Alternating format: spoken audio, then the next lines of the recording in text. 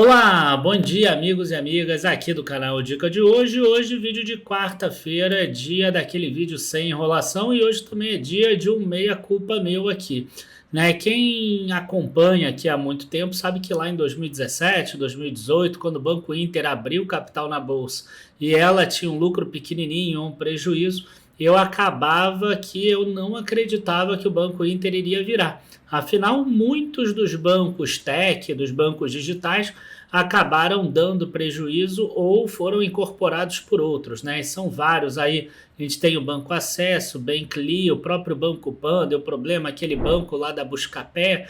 Enfim, a gente teve um monte de bancos que não deram certo, mas o Banco Inter vem fazendo um bom trabalho e é por isso que eu selecionei essa pergunta aqui, que é a pergunta se agora já é hora de INBR 32. Vamos falar um pouquinho sobre Banco Inter nesse vídeo de hoje. Se você gosta de Banco Inter, comenta lá embaixo. Se você não gosta, também comenta lá embaixo. Curta o vídeo, compartilhe com os amigos e depois da vinheta a gente já começa.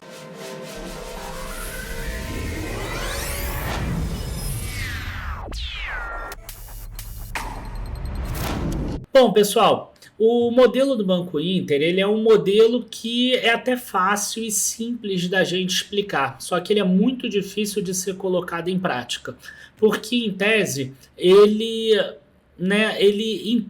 poderia ser muito facilmente replicado, né? Por quê? Porque você cria um site, você cria uma conta e aí você oferece essa conta para diversas pessoas. E, em tese, você teria dificuldade de conseguir rentabilizar isso acima dos pares. Tanto que diversas empresas tentaram abrir os seus próprios bancos digitais e muitas delas tiveram problema. Já o Banco Inter está conseguindo crescer, está conseguindo trazer vantagens competitivas. No campo financeiro, o Banco Inter ele ganha dinheiro como? Ele ganha dinheiro com crédito, ou seja, ele empresta por um valor maior do que ele capta esses recursos, e a outra parte com receitas, né, de serviços prestados, receita de intercâmbio de cartão de crédito, receita de serviços bancários, de outros seguros e etc. que eles têm lá dentro.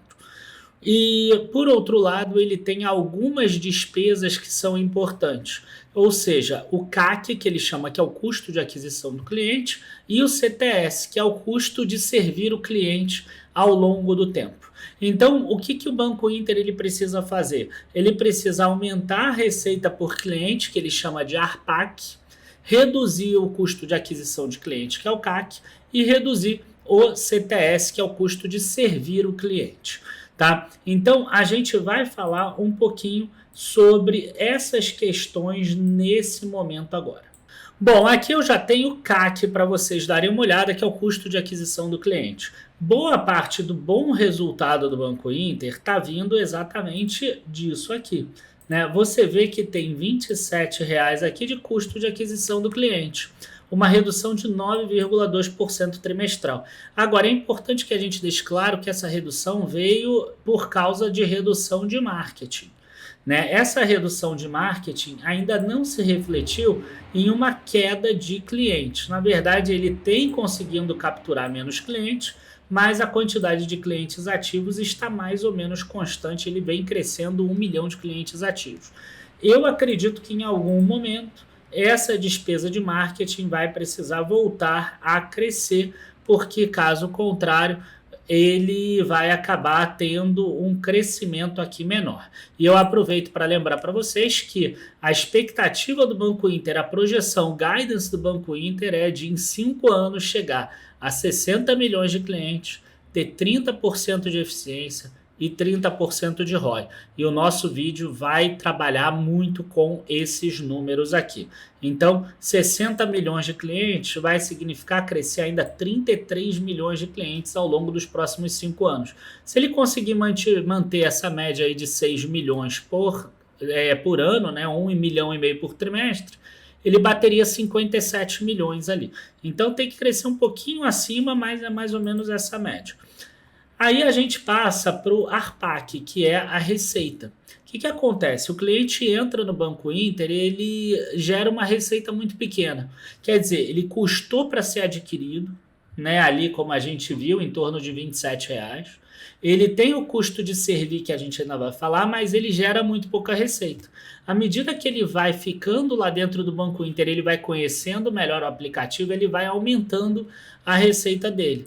Então a receita líquida de um cliente maduro hoje está em R$ 56 mensais, tá? Enquanto isso, o cliente médio ele está em R$ 30 mensais. Você vê que a pessoa que está chegando agora, ela chega a trazer uma receita aqui entre 0 e R$ 10 por mês. Quer dizer, existe todo um tempo aqui de crescimento.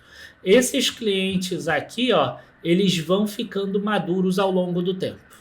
Bom, a gente já falou sobre a receita por cliente, a gente já falou sobre o custo de aquisição do cliente, agora aquele custo que é mensal de servir o cliente.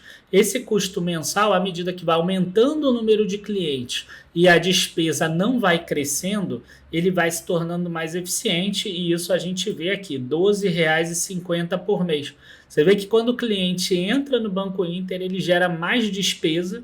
A gente viu que eles conseguem gerar receita abaixo de R$ 10, né? E eles geram um custo de R$ 12,50.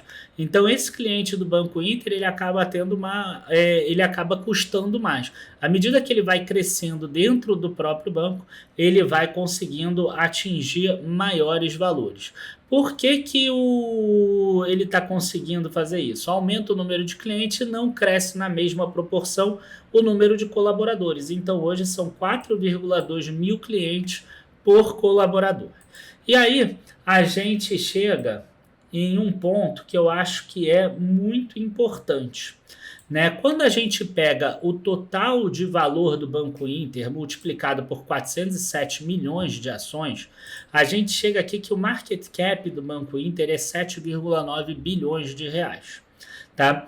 Esses 7,9 bilhões aqui, na verdade 401 milhões de ações e não 407 milhões, quando você vai comparar com o balanço patrimonial do Banco Inter, com patrimônio líquido, a gente vê 7,3 bilhões. Então você vê que hoje ele negocia mais ou menos no valor patrimonial, o que é bastante barato, né? Mesmo que você considere que o banco aqui, ó, ele cresceu bastante aqui de maio para cá, ó, ele cresceu mais de 100%. Mesmo assim, ele ainda negocia dentro do valor patrimonial. Agora, tem um outro ponto aqui que eu acho que é relevante da gente falar, que é o seguinte: a empresa, ele quer, né, fazer aquela meta de 60 milhões de clientes, 30% de índice de eficiência e 30% de ROI. O ROI do Banco Inter, que é a rentabilidade sobre o patrimônio líquido, ela está muito baixa, ela está em 3,6%. O patrimônio líquido é 7,3 bilhões. Para ele chegar em 30% em 5 anos, você teria 7,3 vezes 0,3. Você teria um lucro de 2,19 bilhões, fora o que o patrimônio líquido conseguisse crescer nesse período. Vamos imaginar que com o crescimento do patrimônio líquido, esse lucro aqui conseguisse chegar em 3 bilhões. Tá? Agora, se a gente pegar hoje o resultado, por exemplo, de BPAC, o Banco Pactual, ele negocia 15 vezes lucro, que seria um banco de crescimento. Então, se a gente parar para pensar isso, ó, 3 vezes 15 daria 45 bilhões de reais. Hoje o Banco Inter ele negocia 7,9. Quer dizer, se a estratégia toda do Banco Inter dá certo, ele poderia ter um crescimento aí de 5,69, ou seja, esse 19,75 poderia virar R$112, lembra que é em 5 anos. E lembra também que muitas vezes as estratégias não dão certo, né? Então, vale a pena você botar assim, 50% de chance de dar certo, 50% de chance de dar errado, 30% de dar certo, sei lá, 30% de dar parcialmente certo, 40% de chance de dar errado, tá? É assim, é um banco que eu não quero ainda colocar aqui, que seria recomendação e etc. Eu preciso analisar com mais calma, mas certamente é um banco que está fazendo o dever de casa dele, tá? Ainda mais se você comparar, por exemplo, com o Nubank, né? O Nubank hoje é um banco que deve ter aí duas vezes e meia mais clientes do que o Banco Inter, e ele está sendo negociado a 185 bilhões, por exemplo, de reais, um número muito maior. Um ponto que me deixa com a pulga atrás da orelha no Banco Inter, tá, tem a ver com a estratégia que eles estão adotando na carteira de crédito. Tá? Se vocês pararem para olhar aqui, o principal ponto da carteira de crédito deles é o setor imobiliário e sempre foi o setor imobiliário. Tá? Só que ele vem diminuindo ao longo do tempo. Ele foi 28% lá atrás, era 70% lá atrás em 2017. Aí agora está em 20%, com mais home equity aqui 27%. Aqui era 52% somando os dois. O consignado, 21%, mantém em 20%. O que o banco fez? Consignado. Você tem garantia do salário da pessoa ou da aposentadoria da pessoa. Home equity imobiliário. Você tem garantia da alienação fiduciária do imóvel. Consignado FGTS, você tem garantia do FGTS da pessoa. Agora, crédito de pequenas e médias empresas e cartão de crédito, você não tem garantia. Então, o que o banco está fazendo? Ele está aumentando o crédito nessas classes que tem taxa de juro maior. Ou seja, ele aumenta cartão de crédito e ele aumenta aqui pequenas e médias empresas, né? Small and medium businesses.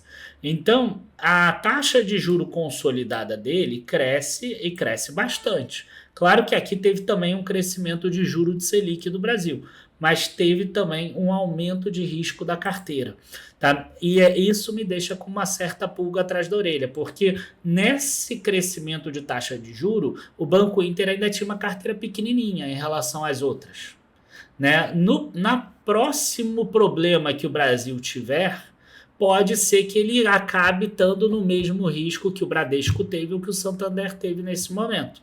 E o índice de cobertura dele é menor, é só 130%. Ele não pode pegar e botar provisão para depois porque ele não tem provisão complementar. Então, é um risco que eu ainda vejo no Banco Inter, mas indubitavelmente ele melhorou bastante. Os resultados dele, vale a pena ficar de olho em Banco Inter, tá? Mais análises aí, mais detalhadas aí a gente faz lá dentro da área de assinantes, se porventura a gente quiser ou incluir ele em alguma ação, em alguma carteira, ou se a gente quiser botar na tabela de preço-alvo, tá? Abraços, bons investimentos para vocês, espero que vocês tenham gostado desse vídeo de hoje. É um banco que vale a pena ser olhado de perto, porque ele está sim melhorando, e espero que vocês tenham gostado do vídeo de hoje. Bons investimentos, até a próxima e nunca se esqueça, construir leva tempo. Tchau, tchau, pessoal.